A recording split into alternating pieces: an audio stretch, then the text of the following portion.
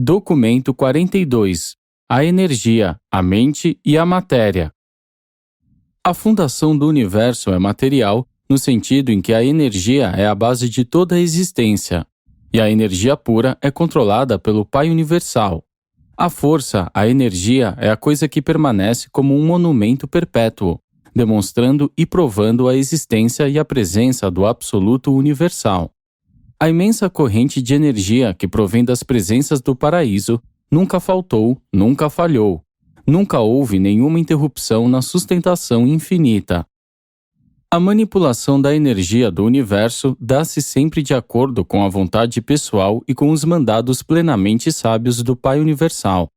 Tal controle pessoal do poder manifestado e da energia circulante é modificado pelos atos coordenados e pelas decisões do Filho Eterno, bem como pelos propósitos unidos de Filho e Pai executados pelo agente conjunto. Esses seres divinos atuam pessoalmente e como indivíduos, e funcionam também na pessoa e poderes de um número quase ilimitado de subordinados, cada um diferentemente expressivo do propósito eterno e divino no universo dos universos. Mas essas modificações ou transmutações funcionais e provisionais do poder divino de nenhum modo reduzem a verdade da afirmação de que toda a energia-força está sob o controle último de um Deus pessoal, residente no centro de todas as coisas. 1. Energias e forças do paraíso. A base do universo é material, mas a essência da vida é espírito. O Pai dos Espíritos é também o ancestral dos universos. O Pai eterno do Filho original é também a fonte-eternidade do modelo original, a Ilha do Paraíso. A matéria, ou a energia, pois ambas não são senão manifestações diversas da mesma realidade cósmica como fenômenos no universo, é inerente ao Pai Universal. Nele consistem todas as coisas. A matéria pode surgir para manifestar a energia inerente e demonstrar os poderes autocontidos, mas as linhas de gravidade envolvidas nas energias ligadas a todos esses fenômenos físicos derivam-se e dependem do paraíso. O ultímaton, a primeira forma mensurável de energia, tem o paraíso como seu núcleo.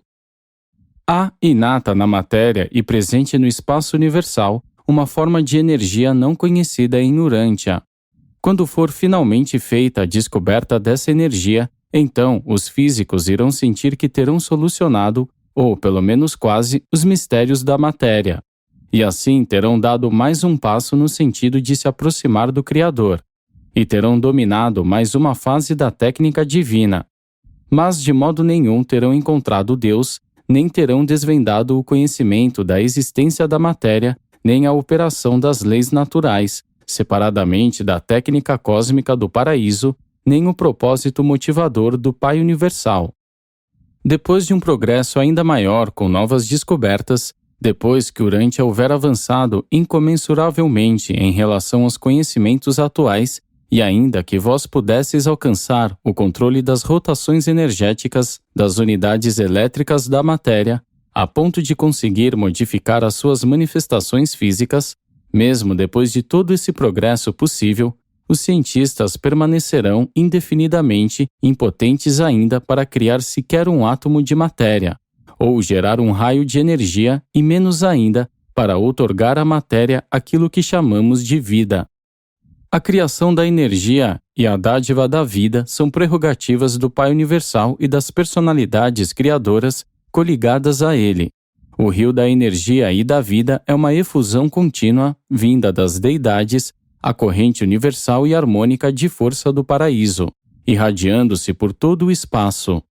Essa energia divina penetra toda a criação. Os organizadores da força iniciam as mudanças e instituem as modificações da força-espaço que se manifestam no surgimento da energia, e os diretores de potência transmutam energia em matéria. Assim nascem os mundos materiais. Os portadores da vida iniciam, na matéria morta, aqueles processos aos quais chamamos vida, vida material. Os supervisores do poder mononcial atuam do mesmo modo nos reinos da transição entre o mundo material e o espiritual.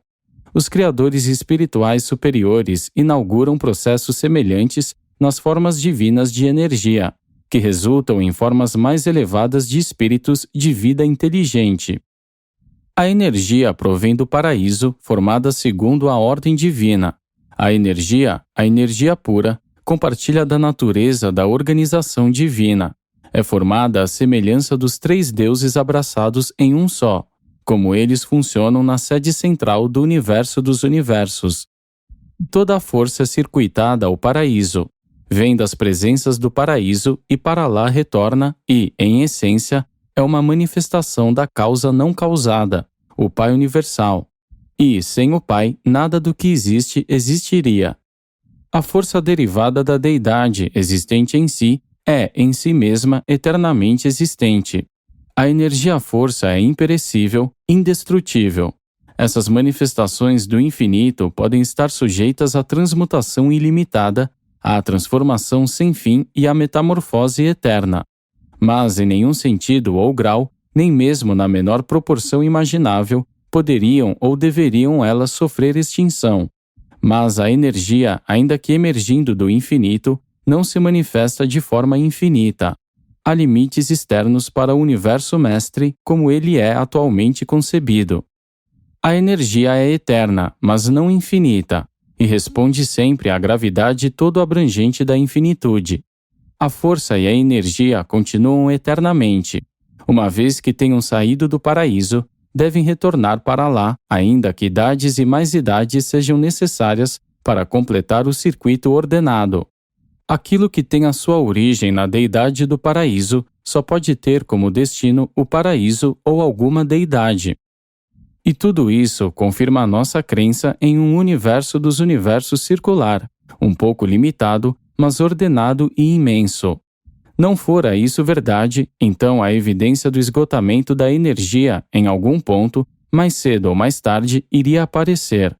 Todas as leis, organizações, administrações e testemunho dos exploradores do universo, tudo aponta para a existência de um Deus infinito e ainda assim para um universo finito, de uma circularidade de existência sem fim, quase sem limites, todavia finito se comparado com a infinitude. 2. Sistemas universais de energia não espiritual, energias físicas. De fato, é difícil encontrar as palavras adequadas em qualquer língua de Urântia, por meio das quais designar, portanto, descrever os vários níveis de força e de energia, física, mental ou espiritual. Essas narrativas não podem, de todo, ater-se às vossas definições de força, de energia, de poder e de potência. Há tanta pobreza na vossa linguagem que devemos usar tais termos com múltiplos significados. Neste documento, por exemplo, a palavra energia é usada para denotar todas as fases e formas de fenômenos de movimento, de ação e de potencial, enquanto força é usada para indicar os estágios da energia na pré-gravidade, e poder e potência para os estágios da energia na pós-gravidade. Contudo, tentarei minimizar a confusão conceptual, sugerindo a prudência recomendável de adotar a seguinte classificação para a força cósmica, para a energia emergente e para a potência física da energia do universo. A energia física. 1. Potência de espaço. Essa é a presença inquestionável, no espaço livre, do absoluto inqualificável.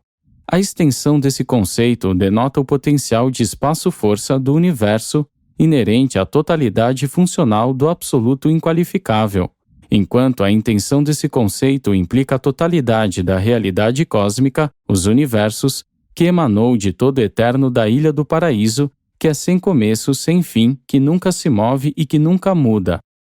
Os fenômenos específicos da parte inferior do paraíso provavelmente abrangem 3 zonas de presença e de atuação da força absoluta: a zona de ponto de apoio fulcral do absoluto inqualificável, a zona da própria Ilha do Paraíso e a zona intermediária de algumas agências ou funções não identificadas que se equalizam e se compensam. Essas zonas triconcêntricas são o centro do ciclo da realidade cósmica do paraíso.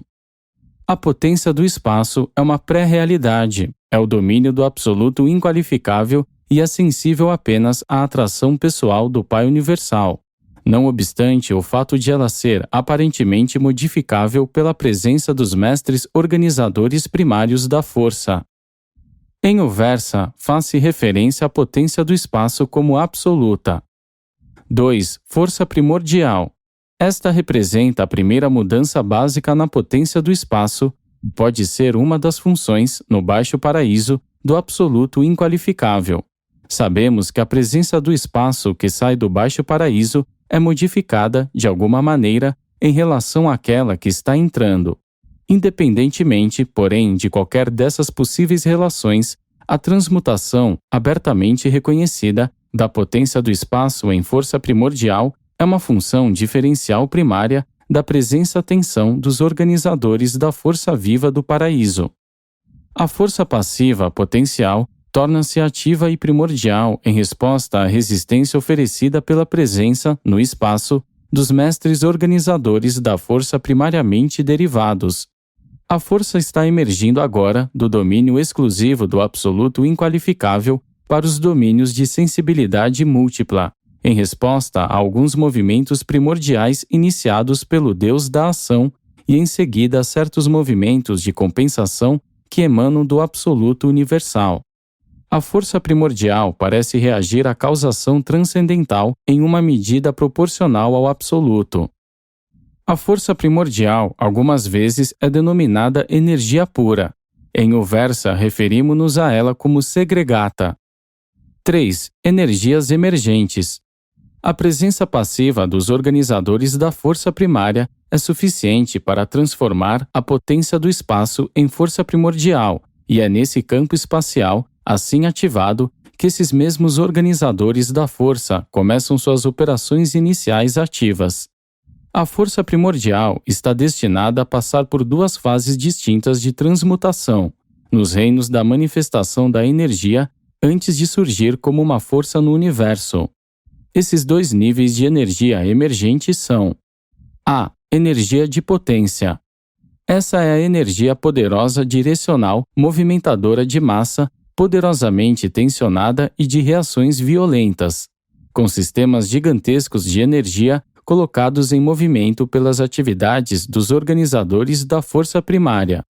Essa energia primária ou poderosa não é sensível, inicialmente, de modo definido à atração da gravidade do paraíso, se bem que provavelmente produza uma massa agregada ou uma sensibilidade espaço-direcional ao grupo coletivo de influências absolutas que operam a partir do lado baixo do paraíso. Quando a energia emerge até o nível inicial de sensibilidade à atração circular e absoluta da gravidade do paraíso, os organizadores da força primária cedem o seu lugar ao funcionamento dos seus colaboradores secundários. B. Energia de gravidade. A energia que agora surge é sensível à gravidade, carrega o potencial do poder do universo e transforma-se no ancestral ativo de toda a matéria do universo.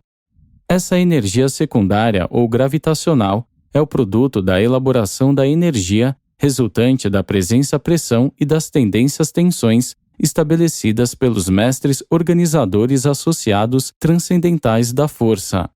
Em resposta ao trabalho desses manipuladores da força, a energia-espaço passa rapidamente do estágio potencial ao estado gravitacional, tornando-se assim sensível diretamente à atração da gravidade absoluta circular do paraíso, que, ao mesmo tempo, revela um certo potencial de sensibilidade à atração da gravidade linear, inerente à massa material, que logo surge dos estágios eletrônicos e pós-eletrônicos da energia e da matéria.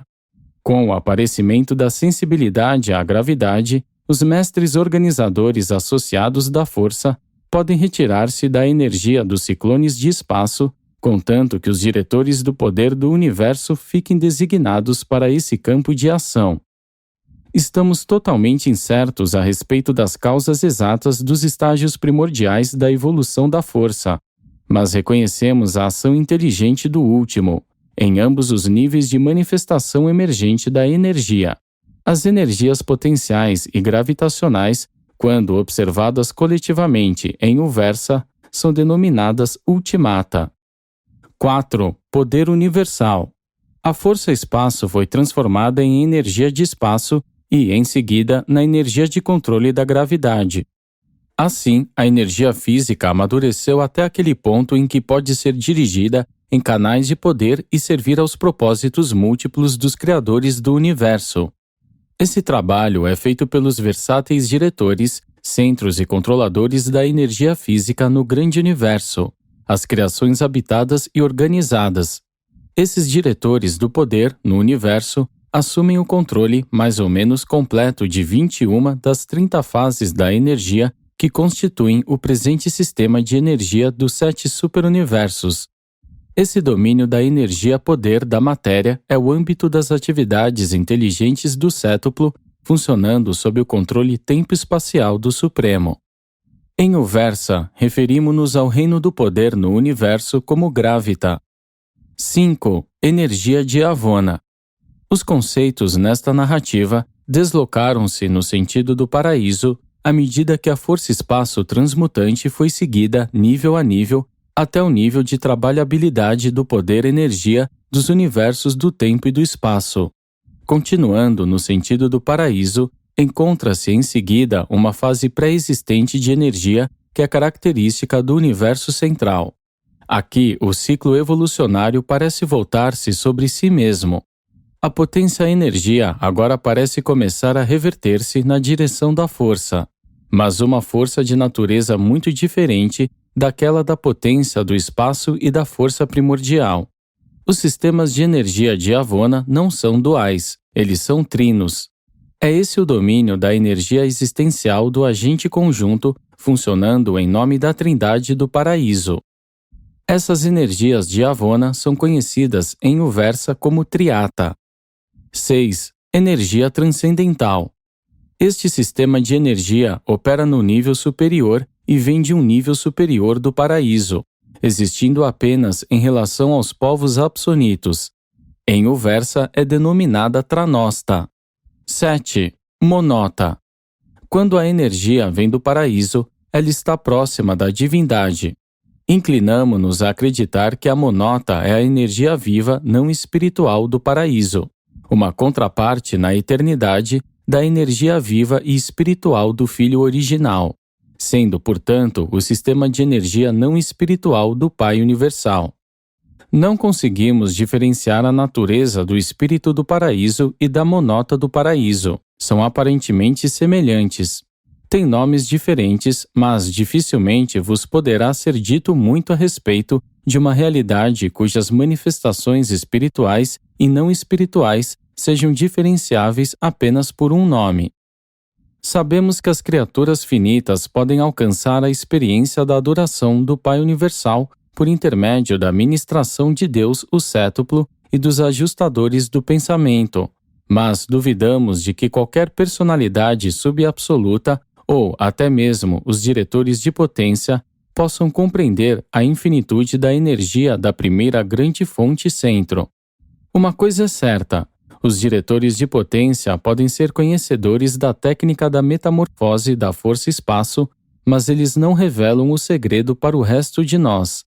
A minha opinião é de que eles não compreendem plenamente a função dos organizadores da força. Esses diretores de potência são, eles próprios, catalisadores da energia.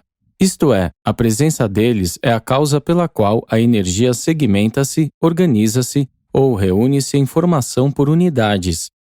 Tudo isso implica que deve haver algo inerente à energia, na presença dessas entidades do poder que a leva a funcionar assim.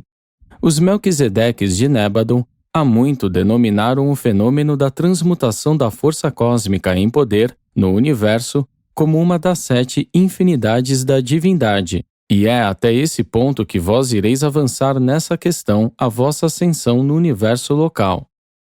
Não obstante sermos incapazes de compreender plenamente a origem, natureza e transmutações da força cósmica, estamos inteiramente atualizados sobre todas as fases do comportamento da energia emergente desde os tempos da sua sensibilidade direta e inequívoca à ação da gravidade do paraíso, por volta do tempo do início da função dos diretores de potência do superuniverso. 3. A classificação da matéria. Em todos os universos, a matéria é idêntica, com exceção do universo central. A matéria, para ter as suas propriedades físicas, depende da velocidade de rotação dos membros que a compõem. Depende do número e do tamanho desses componentes que giram. Depende da distância deles ao corpo do núcleo ou do conteúdo de espaço da matéria, bem como da presença de certas forças ainda não descobertas em Urântia. Há 10 grandes divisões da matéria nos diferentes sóis, planetas e corpos espaciais. 1. A matéria ultimatômica.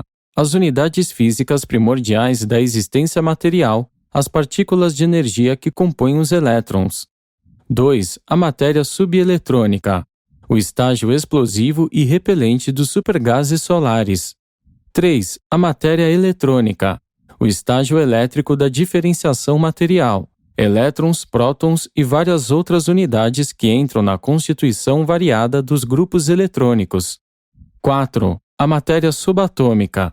A matéria que existe amplamente no interior dos sóis abrasantes. 5. Os átomos fragmentados, encontrados nos sóis em fase de resfriamento e em todo o espaço. 6. A matéria ionizada. Os átomos individuais desprovidos dos seus elétrons externos, quimicamente ativos, por meio de atividades elétricas, térmicas ou dos raios X e por meio de solventes. 7. A matéria atômica. O estágio químico da organização dos elementos, as unidades componentes da matéria molecular ou visível. 8. O estágio molecular da matéria. A matéria, como ela existe em Urântia, em um estado de materialização relativamente estável, sob condições comuns. 9. A matéria radioativa.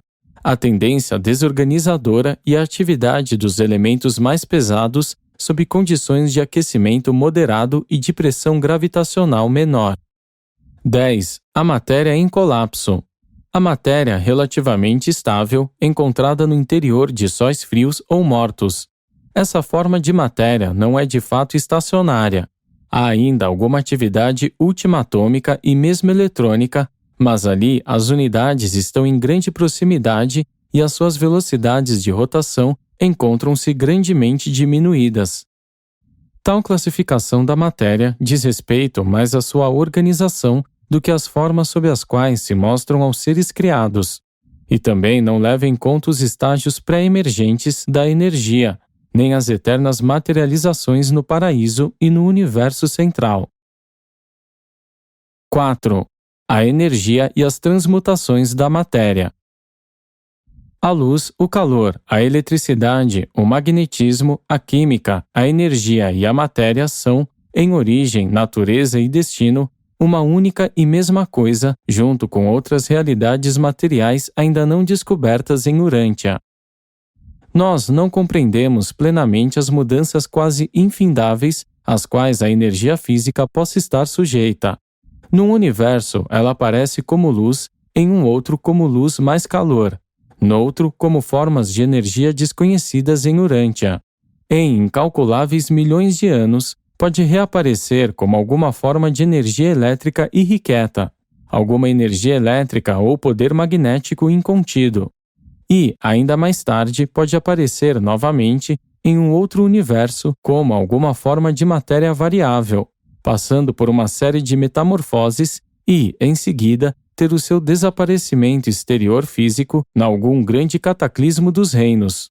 E então, após idades incontáveis e após vagar quase interminavelmente por inúmeros universos, de novo essa mesma energia pode reemergir e muitas vezes ter a sua forma e potencial alterados.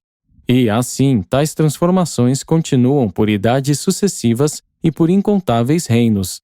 Assim, a matéria continua o seu fluxo, passando por transmutações no tempo, mas alinhando-se sempre verdadeiramente ao círculo da eternidade. E, ainda que há muito impedida de retornar à sua fonte original, é sempre sensível a essa fonte e prossegue interminavelmente no caminho ordenado pela personalidade infinita que a emitiu. Os centros de potência e seus colaboradores estão ocupados com o trabalho de transmutar o ultimatum nos circuitos e nas revoluções dos elétrons. Esses seres únicos controlam e compõem o poder com a sua hábil manipulação da unidade básica da energia materializada, o ultimatum. Eles são os mestres da energia que circula nesse estado primitivo. Em conexão com os controladores físicos, eles são capazes de controlar efetivamente e dirigir a energia, mesmo depois que ela haja sido transmutada, até o nível elétrico, o assim chamado estágio eletrônico. Mas o alcance da ação deles fica enormemente abreviado quando, organizada eletronicamente, a energia passa a girar dentro de sistemas atômicos. Após tal materialização, as energias ficam sob o controle completo do poder de atração da gravidade linear. A gravidade atua positivamente nas linhas de poder e canais de energia dos centros de potência e dos controladores físicos. Mas esses seres têm apenas uma relação negativa com a gravidade: o exercício dos seus dons antigravitacionais. Em todo o espaço, o frio e outras influências físicas trabalham criativamente organizando os ultimatums em elétrons. O calor é a medida da atividade eletrônica, enquanto o frio significa meramente a ausência de calor, o repouso relativo da energia, o status da carga-força universal do espaço, desde que nem a energia emergente nem a matéria organizada estejam presentes e desde que não sejam sensíveis à gravidade. A presença da gravidade, bem como a sua ação, é o que impede o surgimento do zero absoluto teórico, pois o espaço interestelar não permite a temperatura do zero absoluto. Em todo o espaço organizado há correntes de energias que são sensíveis à gravidade, circuitos de poder e de atividades ultimatômicas, bem como de energias eletrônicas em organização.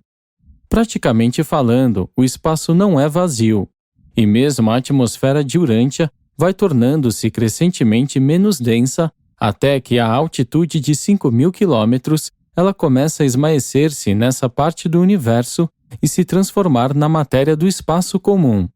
O espaço conhecido mais próximo do vazio em Nébadon conteria cerca de 100 ultimatons, o equivalente a um elétron, em cada 16 centímetros cúbicos. Essa escassez de matéria é considerada como sendo praticamente o espaço vazio. A temperatura, o calor e o frio é secundária apenas para a gravidade nos reinos da evolução da energia e da matéria. Os ultimatons são humildemente obedientes às temperaturas extremas. As temperaturas baixas favorecem certas formas de construção eletrônica e de formação de conjuntos atômicos, ao passo que as temperaturas altas facilitam toda a sorte de quebras atômicas e desintegração material. Quando submetidas ao calor e à pressão em certos estados solares internos, todas as associações de matéria podem ser rompidas, excetuando-se as mais primitivas. O calor pode assim vencer grandemente a estabilidade da gravidade. Mas nenhum calor ou pressão solar conhecido pode converter os ultimatons de volta à energia de potência. Os sóis abrasantes podem transformar a matéria em várias formas de energia, ao passo que os mundos escuros e todo o espaço exterior podem desacelerar a atividade eletrônica e ultimatômica, a ponto de converter essas energias na matéria dos reinos. Certas associações eletrônicas de natureza próxima, bem como muitas das associações básicas de matéria nuclear, são formadas sob as temperaturas excessivamente baixas do espaço aberto, sendo mais tarde aumentadas pela associação com adições maiores de energia materializante. Em toda essa metamorfose, que nunca acaba, entre energia e matéria, devemos contar com a influência da pressão da gravidade e com o comportamento antigravitacional das energias ultimatômicas, sob certas condições de temperatura, velocidade e revolução. A temperatura, as correntes de energia, a distância e a presença dos organizadores da força viva e diretores de potência também exercem o seu papel em todo o fenômeno de transmutação da energia e da matéria. O acréscimo de massa à matéria é igual ao acréscimo de energia dividido pelo quadrado da velocidade da luz. Num sentido dinâmico, o trabalho que a matéria em repouso pode realizar é igual à energia despendida para manter unidas as suas partes desde o paraíso. menos a resistência das forças a serem vencidas no trânsito e a atração exercida pelas partes da matéria umas sobre as outras. A existência das formas pré-eletrônicas da matéria está indicada pelos 2 pesos atômicos do chumbo. O chumbo de formação original pesa ligeiramente mais do que aquele produzido por meio da desintegração do urânio, por emanações do rádio. E essa diferença no peso atômico representa a verdadeira perda de energia na quebra atômica. A integridade relativa da matéria é assegurada pelo fato de que a energia pode apenas ser absorvida e liberada naquelas quantidades exatas a que os cientistas de Urântia denominaram de quanta. Essa providência sábia nos reinos materiais serve para manter os universos em funcionamento contínuo. A quantidade de energia absorvida ou liberada, quando as posições eletrônicas ou outras se alternam, é sempre um quantum ou algum múltiplo do mesmo, mas o comportamento vibratório ou ondulatório dessas unidades de energia é determinado integralmente pelas dimensões das estruturas materiais envolvidas. Essas manifestações da energia, sob a forma de ondas, têm 860 vezes os diâmetros dos ultímatons, elétrons, átomos ou outras das unidades que lhes dão origem. A confusão interminável que acompanha a observação da mecânica das ondas de comportamento quântico é devida à superposição de ondas de energia. 2 cristais podem combinar-se para formar uma crista de altura dupla, enquanto uma crista e um vão podem combinar-se, ocasionando assim um cancelamento mútuo. 5. Manifestações de energia ondulatória. No superuniverso de Orvonton há 1/100 de oitavas de energias de ondas. Dessa centena de grupos de manifestações de energia, 64, total ou parcialmente, são reconhecidas em Urântia. Os raios do Sol constituem-se de 4 oitavas na escala do superuniverso, sendo que os raios visíveis abrangem uma única oitava, a de número 46 nessa série. O grupo ultravioleta vem em seguida, ao passo que a 10 oitavas acima se encontram os raios X, seguidos pelos raios gama do rádio. Os raios da energia do espaço exterior estão a 32 oitavas acima da luz visível do Sol, tão frequentemente misturados que estão as partículas minúsculas de matéria altamente energizada associadas a eles. Imediatamente abaixo da luz visível do Sol surgem os raios infravermelhos, e 30 oitavas abaixo está o grupo de radiotransmissão. As manifestações da energia ondulatória, do ponto de vista do esclarecimento científico do século XX em Urântia, podem ser classificadas nos 10 grupos seguintes. 1. Raios infraultimatômicos. As rotações limítrofes dos ultímatons, quando os mesmos começam a assumir uma forma definida. Esse é o primeiro estágio da energia emergente, em que os fenômenos ondulatórios podem ser detectados e medidos.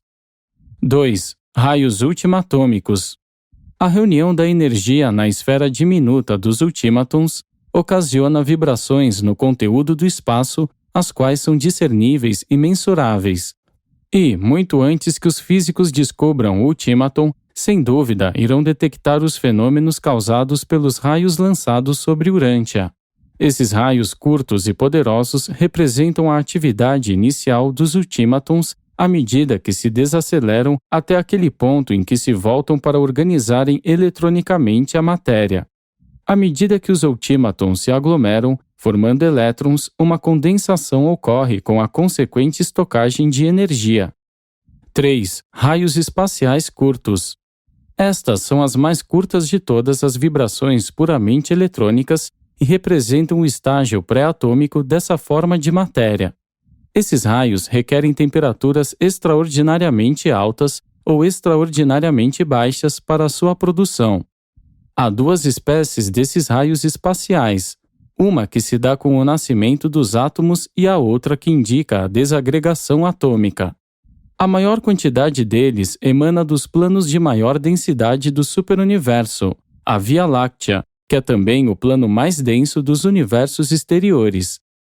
4. Estágio eletrônico.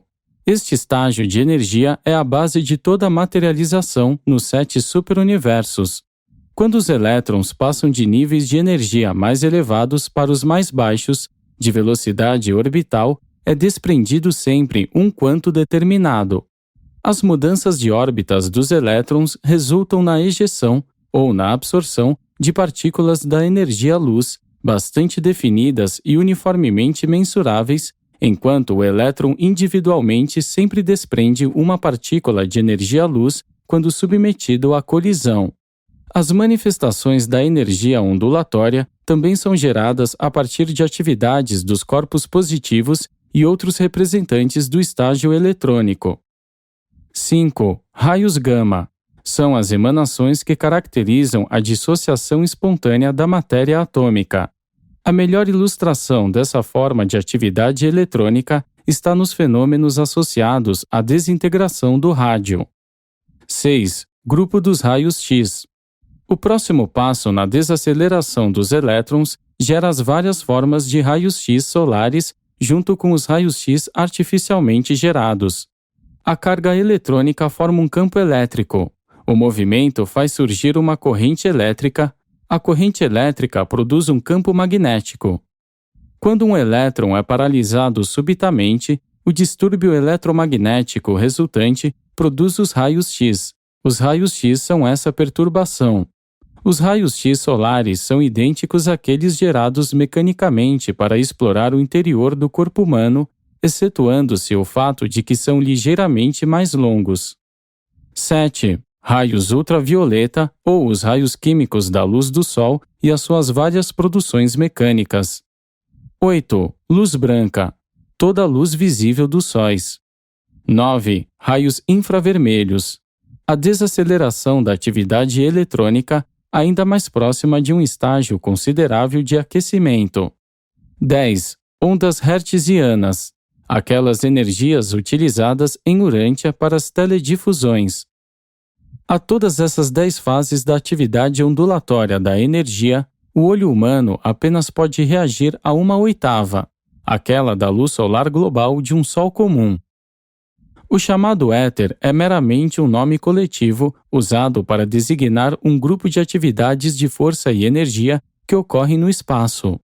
Os ultímatons, os elétrons e outras agregações da energia, em forma de massa, são partículas uniformes de matéria, e no seu trânsito no espaço, elas realmente se propagam em linha reta. A luz e todas as outras formas de manifestação de energia reconhecíveis consistem de uma sucessão de partículas definidas de energia que se propagam em linha reta, excetuando-se nos pontos em que a sua trajetória é modificada pela gravidade e outras forças que intervêm. Que essas procissões de partículas de energia surjam como fenômenos ondulatórios quando sujeitas a certas observações é devido à resistência das camadas de força não diferenciadas em todo o espaço, o éter hipotético e a tensão da intergravidade das agregações associadas de matéria. O espaçamento dos intervalos entre as partículas de matéria, junto com a velocidade inicial dos feixes de energia, estabelece a aparência ondulatória de muitas formas de matéria-energia. A excitação do conteúdo de espaço produz uma reação ondulatória à passagem das partículas de matéria que se movem rapidamente, do mesmo modo que a passagem de uma embarcação pelas águas inicia ondas de várias amplitudes e intervalos. O comportamento da força primordial dá surgimento a fenômenos que são, de muitos modos, análogos ao éter por vós postulado. O espaço não é vazio. As esferas de todo o espaço giram e mergulham em um vasto oceano disseminado de energia-força. E nem mesmo o interior de um átomo no espaço é vazio. Não há nenhum éter, contudo, e a ausência mesma desse éter hipotético capacita os planetas habitados a escaparem de cair no Sol, e os elétrons nas suas órbitas a resistirem a cair para dentro do núcleo. 6. Ultímatons, elétrons e átomos. Conquanto a carga de espaço da força universal seja homogênea e indiferenciada, a organização da energia, evoluída em matéria, requer a concentração da energia em massas discretas, de dimensões definidas e peso estabelecido, uma reação precisa à gravidade. A gravidade local ou linear torna-se plenamente operativa com o surgimento da organização atômica da matéria. A matéria pré-atômica torna-se ligeiramente sensível à gravidade quando ativada por raios X e outras energias similares, mas nenhum empuxo de atração da gravidade linear mensurável é exercido sobre as partículas livres, desagregadas e sem carga de energia eletrônica ou sobre os ultímatons não agrupados. Os ultímatons funcionam por atração mútua, respondendo apenas à atração circular da gravidade do paraíso. Sem a reação à gravidade linear, eles mantêm-se vagando assim em um espaço universal. Os ultímatons são capazes de acelerar a sua velocidade de revolução a ponto de atingir o comportamento de uma antigravidade parcial, mas não podem, independentemente dos diretores organizadores da força ou poder, atingir a velocidade crítica, na qual escapam para a desindividualização e retornam ao estado de energia potencial. Na natureza, os ultímatons escapam do status de existência física apenas quando participam da ruptura terminal de um Sol resfriado que se extingue. Os ultímatons, ainda desconhecidos em Urântia, desaceleram-se passando por muitas atividades físicas antes de atingirem os pré-requisitos da energia de revolução para a organização eletrônica. Os ultímatons têm 3 variedades de movimentos: a resistência mútua à força cósmica, as rotações individuais de potencial antigravitacional e, no interior do elétron, as posições intraeletrônicas daquela centena de ultímatons mutuamente interassociados. A atração mútua mantém 100 ultímatons juntos na constituição do elétron, e nunca há mais nem menos do que 100 ultímatons em um elétron típico. A perda de um ou mais ultímatons destrói a identidade eletrônica típica, trazendo à existência, desse modo, uma das 10 formas modificadas do elétron. Os ultímatons não descrevem órbitas ou giros em torno dos circuitos dentro dos elétrons, mas espalham-se ou agrupam-se de acordo com as suas velocidades de rotação axial, determinando assim as dimensões diferenciais eletrônicas. Essa mesma velocidade ultimatômica de rotação axial também determina as reações negativas ou positivas dos vários tipos de unidades eletrônicas. A segregação total e o agrupamento de matéria eletrônica, junto com a diferenciação elétrica entre os corpos negativos e positivos de matéria-energia, resultam dessas funções várias das interassociações dos ultímatons componentes. Cada átomo tem um diâmetro ligeiramente maior do que 1/4 de milionésimo de milímetro, enquanto um elétron pesa um pouco mais do que 1/12 milésima parte do menor átomo, o do hidrogênio. O próton positivo, característico do núcleo atômico, ainda que possa não ser maior do que um elétron negativo, pesa quase 2.000 vezes mais. Se a massa da matéria fosse ampliada a ponto de um elétron pesar 2,83 gramas, então o tamanho teria de ser aumentado proporcionalmente e o volume desse elétron tornar-se-ia tão grande quanto o da Terra. Se o volume de um próton, 1.800 vezes mais pesado do que um elétron, fosse ampliado até o tamanho da cabeça de um alfinete, então, nessa mesma proporção, a cabeça do alfinete atingiria um diâmetro igual ao da órbita da Terra ao redor do Sol. 7. A matéria atômica. Toda matéria desenvolve-se em uma ordem semelhante à da formação de um sistema solar. No centro de cada universo diminuto de energia existe uma porção nuclear de existência material, relativamente estável e estacionária. Essa unidade central é dotada de uma possibilidade tríplice de manifestação. Em torno desse centro de energia giram, em uma profusão sem fim, mas em circuitos flutuantes, as unidades de energia que são vagamente comparáveis aos planetas que giram em torno do Sol em algum grupo estelar como o vosso próprio sistema solar. Dentro do átomo, os elétrons giram em torno do próton central, relativamente com o mesmo espaço que os planetas possuem para girar em torno do Sol no espaço do sistema solar. Há uma distância relativa em relação ao tamanho real entre os núcleos atômicos e os circuitos eletrônicos internos, a qual corresponde à que existe entre o planeta mais interno, Mercúrio, e o vosso Sol.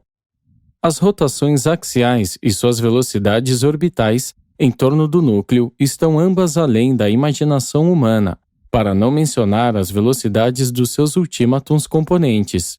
As partículas positivas do rádio voam para o espaço a velocidades de 16.000 km por segundo, enquanto as partículas negativas atingem uma velocidade que se aproxima daquela da luz.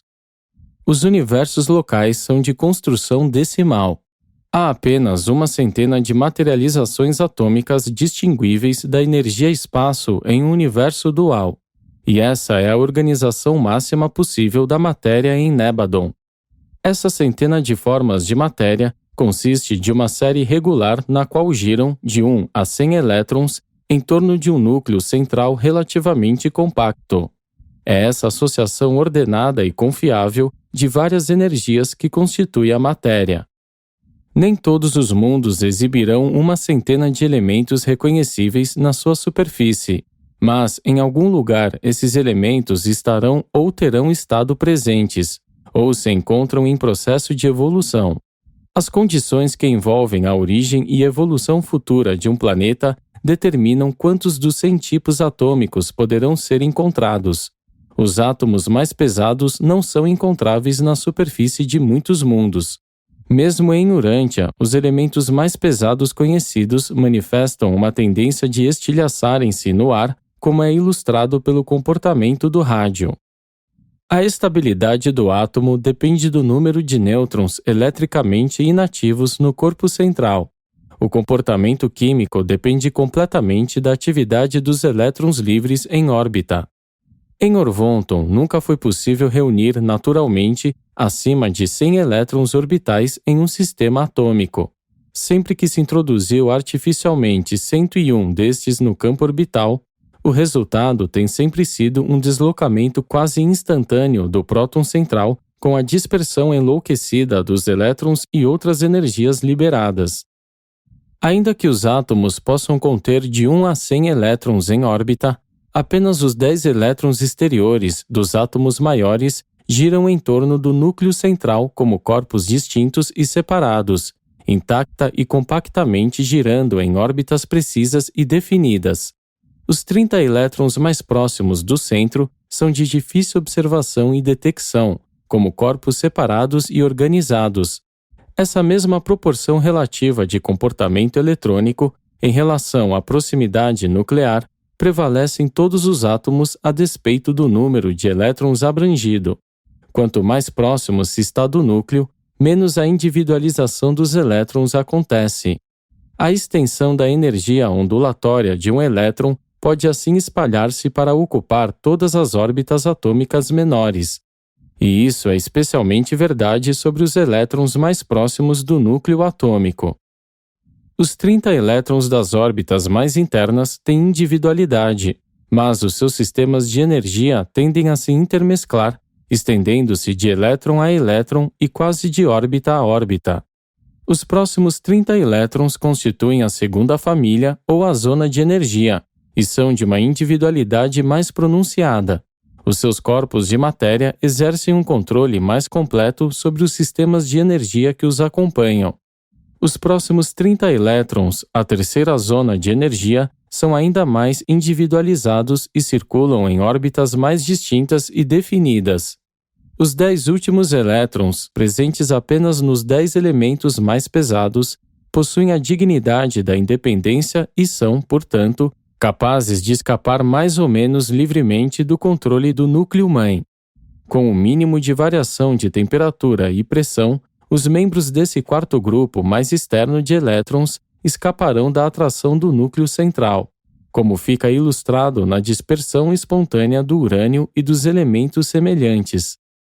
Os primeiros 27 átomos, aqueles que contêm de 1 a 27 elétrons em órbita, são mais fáceis de serem distinguidos do que os restantes. Do 28º em diante, encontramos cada vez mais a imprevisibilidade da presença suposta do absoluto inqualificável. Um pouco dessa imprevisibilidade eletrônica, todavia, é causada pelas velocidades axiais das rotações ultimatômicas diferenciadas e pela propensão inexplicada dos ultímatons de amontoarem-se. Outras influências físicas, elétricas, magnéticas e gravitacionais também colaboram para produzir comportamentos eletrônicos variáveis. Os átomos são, pois, semelhantes a pessoas quanto à previsibilidade. Os estatísticos podem anunciar leis que governam um grande número, seja de átomos, seja de pessoas, mas não individualmente para um único átomo nem para uma única pessoa. 8. A coesão atômica. Ainda que a gravidade seja um dos vários fatores a contribuir para manter coeso um minúsculo sistema atômico, há também presente, em meio a essas unidades físicas básicas, uma energia poderosa e desconhecida, e o segredo da sua constituição básica e do seu comportamento último é uma força que ainda não foi descoberta em Urântia. Tal influência universal permeia todo o espaço interior abrangido por essa mínima organização da energia. O espaço entre os elétrons de um átomo não é vazio. Dentro de um átomo, esse espaço entre os elétrons é ativado por manifestações ondulatórias perfeitamente sincronizadas às velocidades de rotação dos elétrons e ultímatons. Essa força não é inteiramente dominada pelas leis reconhecidas por vós, de atração positiva e negativa. O seu comportamento, portanto, algumas vezes é imprevisível. Essa influência sem nome parece ser uma reação da força do espaço da parte do absoluto inqualificável. Os prótons carregados e os nêutrons não carregados do núcleo do átomo são mantidos coesos pela função de reciprocidade do mesotron, uma partícula de matéria 180 vezes mais pesada do que o elétron. Sem esse arranjo, a carga elétrica contida nos prótons seria desagregadora do núcleo atômico. Do modo como os átomos são constituídos, nem as forças elétricas nem as gravitacionais poderiam manter o núcleo coeso. A integridade do núcleo é sustentada pela função coesiva recíproca do mesotron, que é capaz de conservar partículas carregadas e não carregadas em coesão, por causa do poder superior da massa-força e da função suplementar de levar os prótons e os nêutrons a mudarem constantemente de lugar. O mesotron faz com que a carga elétrica das partículas do núcleo seja trocada sem cessar, em um sentido e no outro, entre os prótons e os nêutrons. No infinitésimo de segundo, uma dada partícula do núcleo é um próton carregado, e no próximo é um nêutron não carregado. E essas alternâncias no status da energia são tão inacreditavelmente rápidas que a carga elétrica fica impedida de ter qualquer oportunidade de funcionar como uma influência desagregadora. Assim, o mesotron funciona como uma partícula portadora de energia que poderosamente contribui para a estabilidade nuclear do átomo. A presença e a função do mesotron explicam também outro enigma atômico. Quando os átomos atuam radioativamente, eles emitem muito mais energia do que seria esperado. Esse excesso de radiação deriva-se da quebra do mesotron, portador de energia, que, por isso, transforma-se em um mero elétron. A desintegração do mesotron é também acompanhada pela emissão de certas partículas pequenas não carregadas. O mesotron explica certas propriedades coesivas do núcleo atômico, mas não é ele que gera a coesão entre próton e próton, nem a adesão de nêutron e nêutron. A força paradoxal e poderosa da integridade coesiva no átomo é uma forma de energia ainda não descoberta em Urântia. Esses mesotrons são abundantemente encontrados nos raios do espaço que incidem, tão incessantemente, sobre o vosso planeta. 9. A filosofia natural. A religião não é a única a ser dogmática. A filosofia natural tende igualmente a dogmatizar. Um renomado educador religioso chegou à conclusão de que o número 7 era fundamental à natureza, porque há 7 aberturas na cabeça humana. Mas, se ele tivesse sabido mais sobre a química, ele poderia ter advogado tal crença fundamentado em um fenômeno verdadeiro do mundo físico. Em todos os universos físicos do tempo e do espaço, apesar da manifestação universal da constituição decimal da energia, há uma reminiscência, sempre presente, da realidade da organização eletrônica cétupla da pré-matéria. O número 7 é básico para o universo central e para o sistema espiritual de transmissões inerentes de caráter. Mas o número 10, o sistema decimal, é inerente à energia, à matéria e à criação material.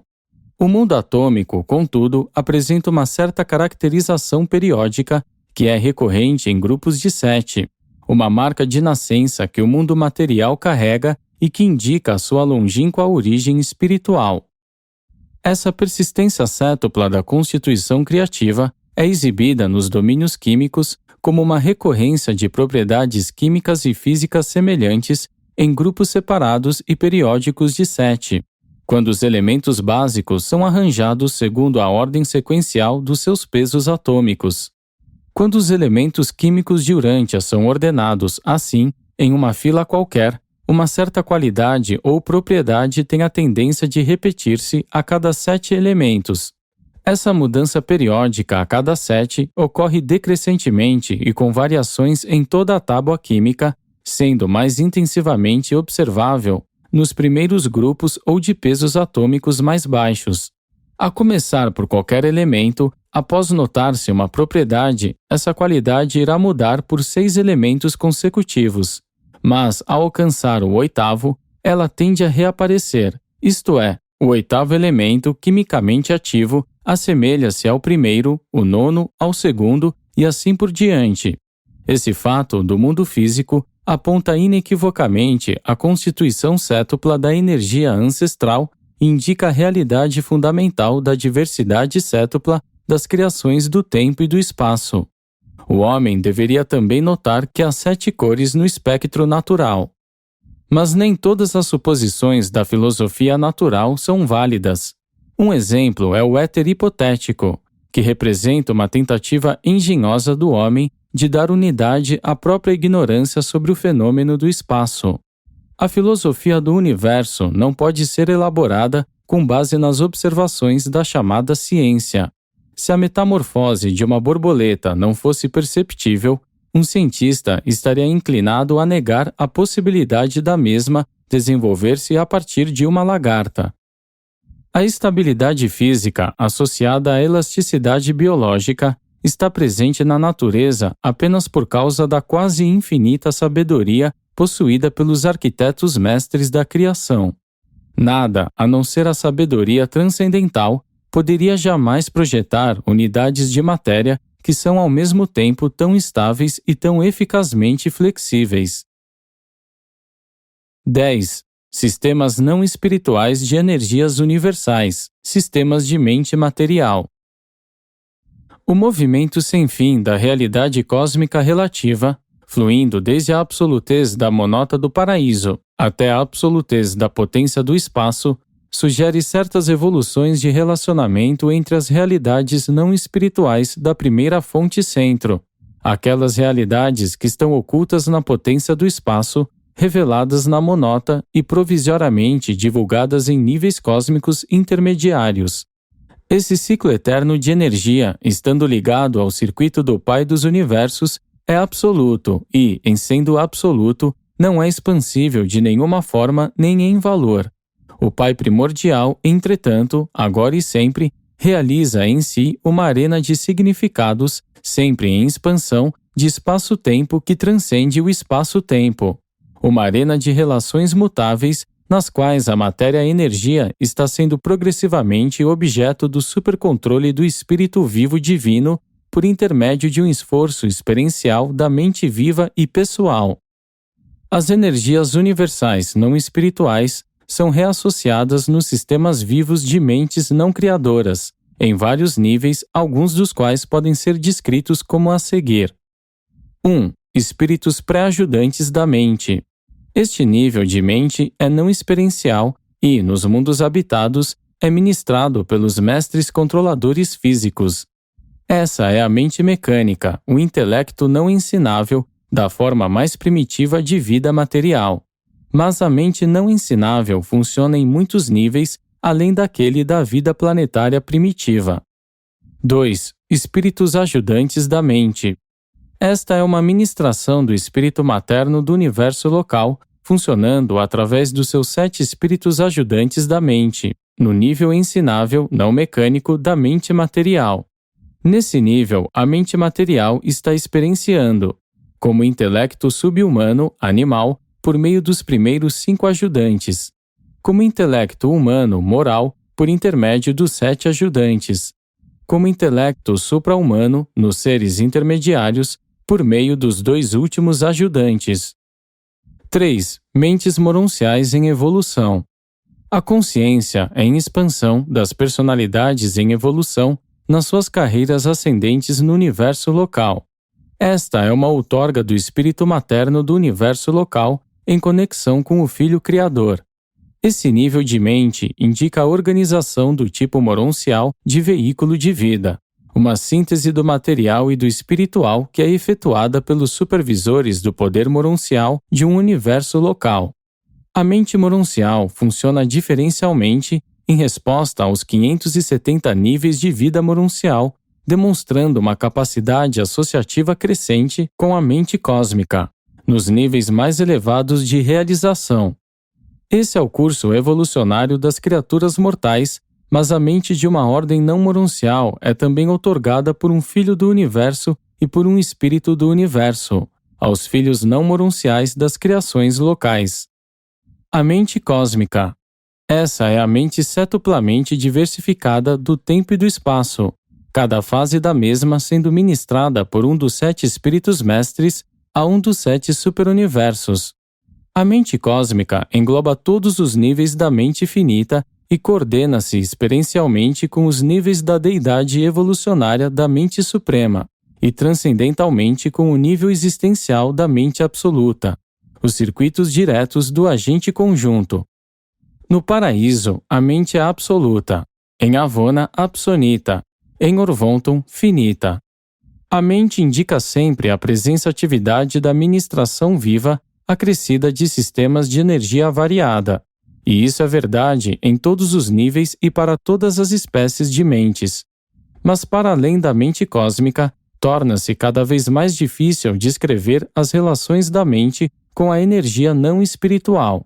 A mente de Avona é subabsoluta, mas é supra-evolucionária, sendo experiencial existencial, está mais próxima do absonito do que de qualquer outro conceito revelado a vós.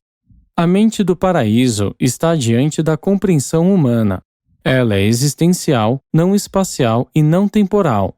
Entretanto, todos esses níveis de mente são sobrepujados pela presença universal do agente conjunto, pela atração da gravidade mental do Deus da mente no paraíso.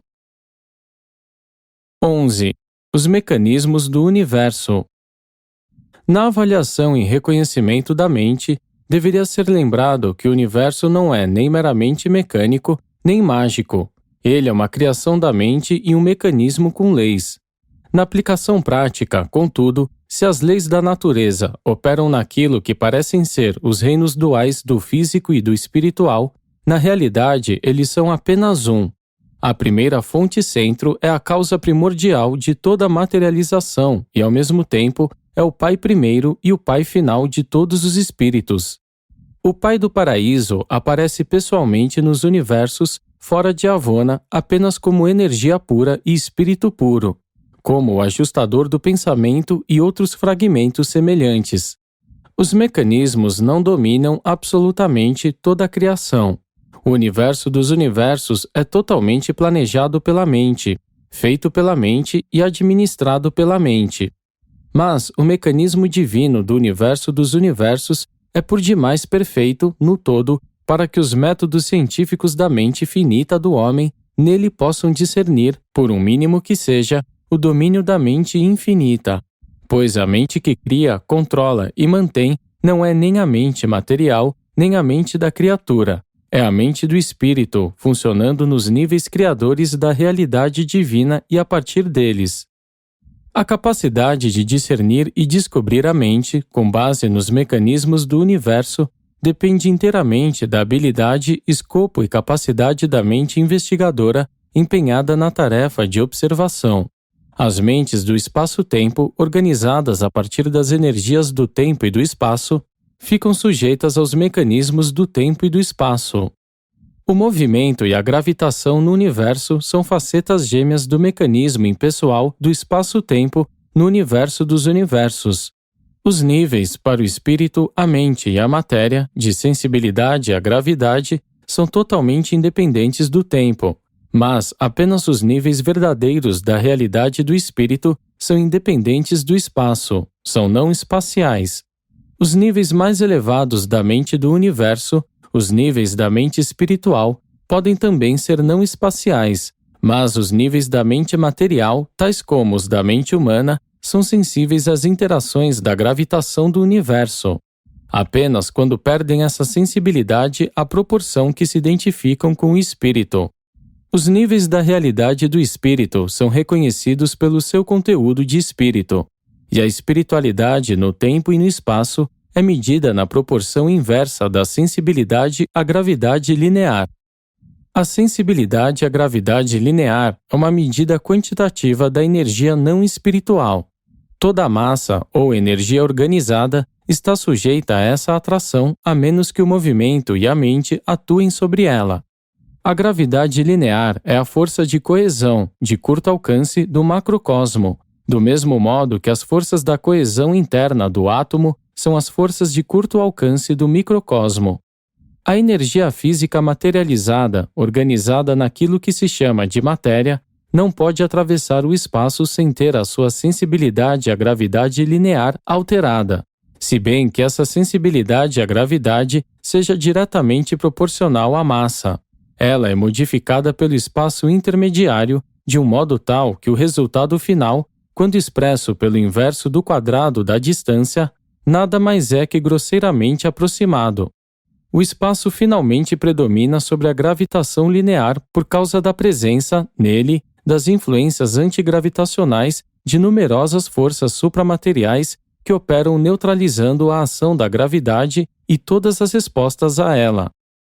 Os mecanismos cósmicos extremamente complexos e que aparentam surgir de um modo altamente automático tendem sempre a esconder a presença da mente intrínseca que os originou ou criou, para toda e qualquer inteligência no universo que esteja em um nível muito abaixo daquele da natureza e capacidade do mecanismo em si mesmo. E, por isso, torna-se inevitável que os mecanismos mais elevados do universo pareçam, para as ordens mais baixas de criaturas, não ter mente. A única exceção possível dessa conclusão seria a de atribuir uma mente ao incrível fenômeno de um universo que aparentemente se automantém.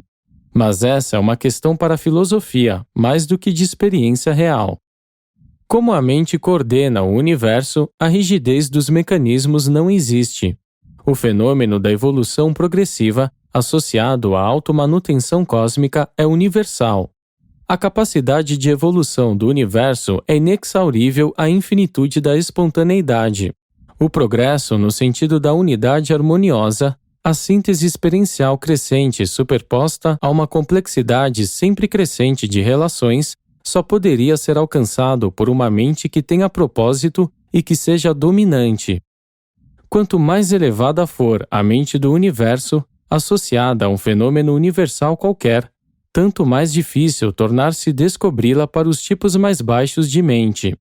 E, já que a mente do mecanismo do universo é a mente espírito criativa, a própria mente do infinito, ela nunca pode ser descoberta ou percebida pelas mentes de nível baixo do universo, e muito menos pela mente mais baixa de todas, a humana. A mente animal em evolução, conquanto seja naturalmente buscadora de Deus, não é por si mesma, nem em si mesma, inerentemente conhecedora de Deus. 12. Modelo e forma. O predomínio da mente. A evolução dos mecanismos implica e indica a presença oculta e a predominância da mente criativa.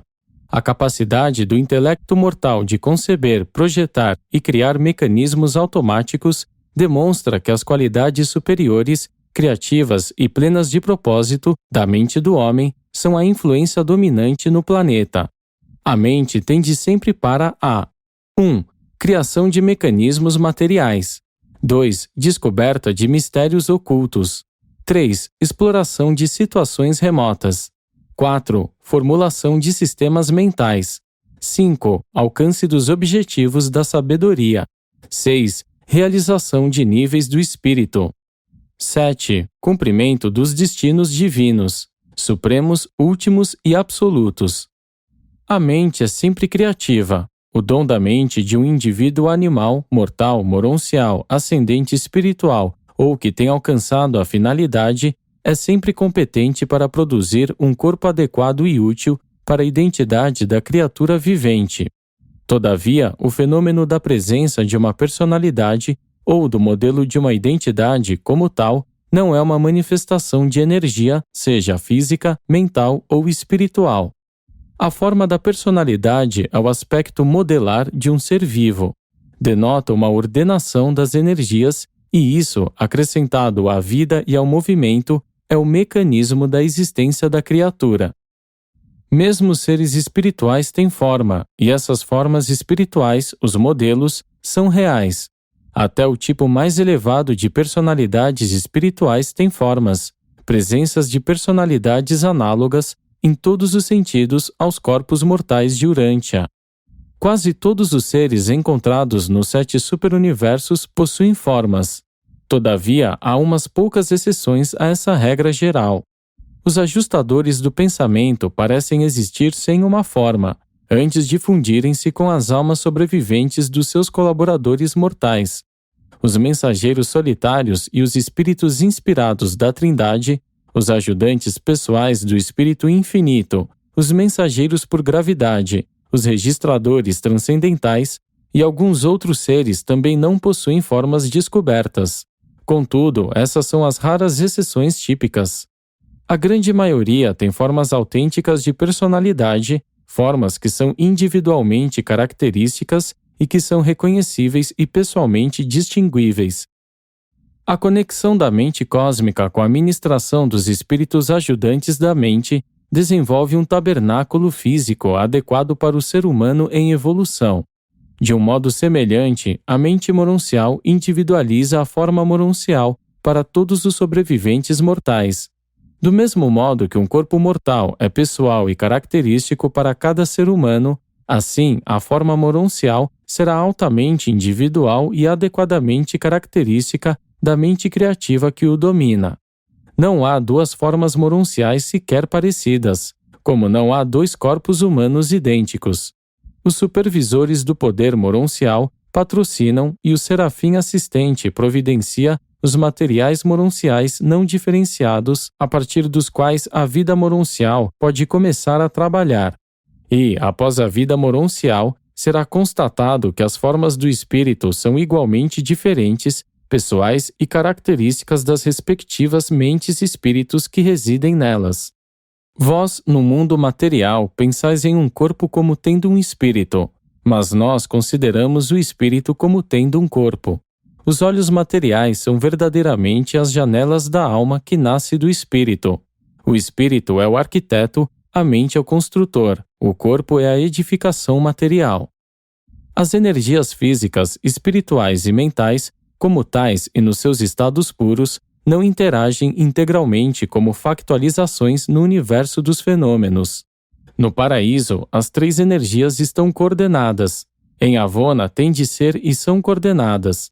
Ao passo que, nos níveis de atividades finitas do universo, todas as gamas de predominâncias devem ser encontradas, a material, a mental e a espiritual. Em situações não pessoais do tempo e do espaço, a energia física parece predominar, mas também parece que quanto mais a função da mente-espírito aproxima-se da divindade em propósito e da supremacia em ação, tanto mais nitidamente a fase do espírito torna-se predominante. Parece também que no nível último, o espírito-mente pode tornar-se quase completamente dominante. No nível absoluto, o espírito certamente é predominante.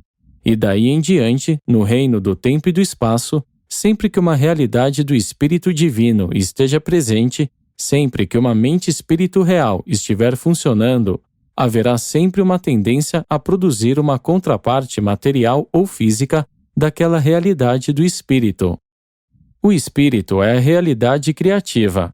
A contraparte física é o reflexo no tempo e espaço da realidade do espírito, a repercussão física da ação criativa da mente-espírito. A mente domina universalmente a matéria, exatamente como esta, por sua vez, é sensível e responde ao controle último do espírito.